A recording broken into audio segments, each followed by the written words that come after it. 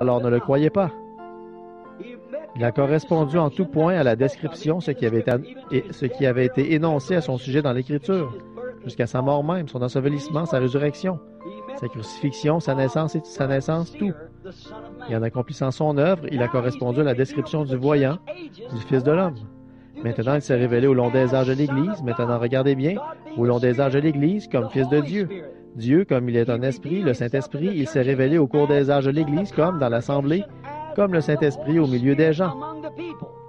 Nous voyons dans l'âge de l'Église de Laodicée, le dernier âge de l'Église, qu'il est expulsé de l'Église. Il n'avait jamais été expulsé nulle part, dans aucun autre âge que l'âge de Laodicée. Parce qu'il disait, « Nous sommes riches et nous n'avons besoin de rien. Et vous ne savez pas que vous êtes misérables, pauvres, nus et aveugles, vous ne le savez pas. » Il a été expulsé de l'âge de l'Église.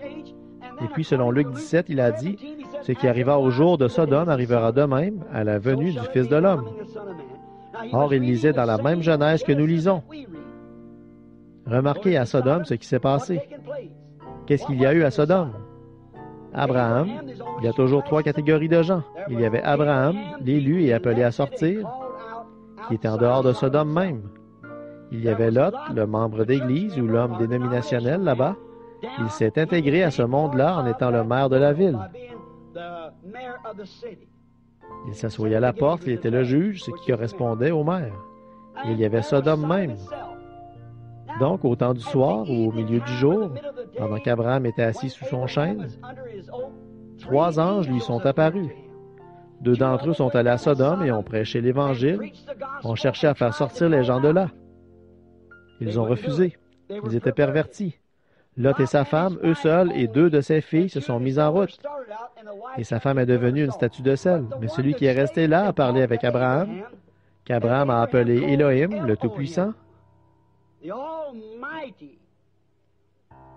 Genèse 1. Dieu, au commencement, Dieu, Élohim, celui qui est entièrement suffisant, celui qui existe par lui-même. Abraham l'a appelé Élohim. Il s'est assis et il a mangé avec Abraham. Il a bu, il avait revêtu une chair humaine. Et regardez bien quel signe il a donné à Abraham. Or, ils attendaient la venue d'un fils, un fils promis, Isaac. Pendant 25 ans, un long parcours, ils l'avaient attendu, mais ils étaient arrivés au bout de la route. Dieu est apparu sous différentes formes, comme il l'a fait au long des âges de l'Église, dans des lumières et tout, alors qu'il avait parlé à Abraham, et par des voix. Mais juste avant l'arrivée du Fils qui allait venir, bon, nous avons déjà fait cette étude-là, et vous savez que je ne fais que récapituler. C'est pour vous faire voir ceci, c'est qu'il a changé le corps d'Abraham et de Sarah tout de suite après, pour qu'ils puissent recevoir ce Fils. Remarquez, le dernier signe qu'ils ont reçu avant l'arrivée du Fils, c'était Jéhovah qui leur a parlé sous la forme d'un homme.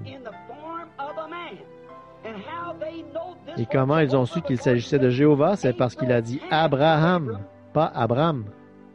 Seulement quelques jours auparavant, Dieu avait changé son nom. Où est ta femme Sarah?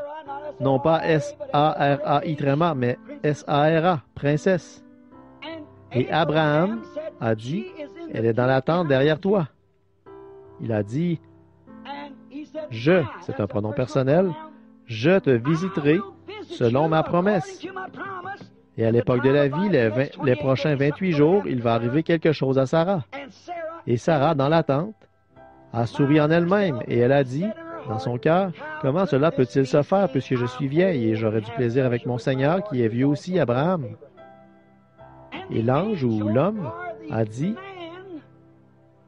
pourquoi Sarah a-t-elle dit ça dans son cœur? Dans l'attente derrière lui. Pourquoi a-t-elle dit que ces choses ne peuvent se faire?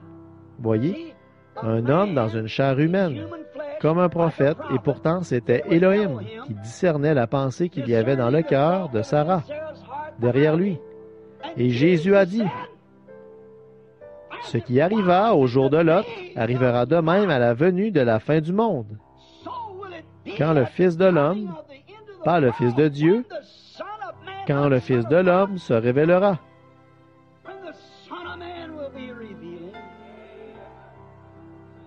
On n'avait pas eu cela au long de l'âge. Voyez-vous la continuité parfaite de l'Écriture? Voici que nous sommes en train de vivre cela.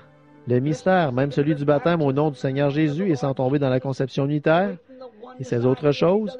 Le Saint-Esprit qui a présenté cela l'a démontré de façon parfaite, le vrai baptême du Saint-Esprit, le signe et tout, et il a mis cela en place.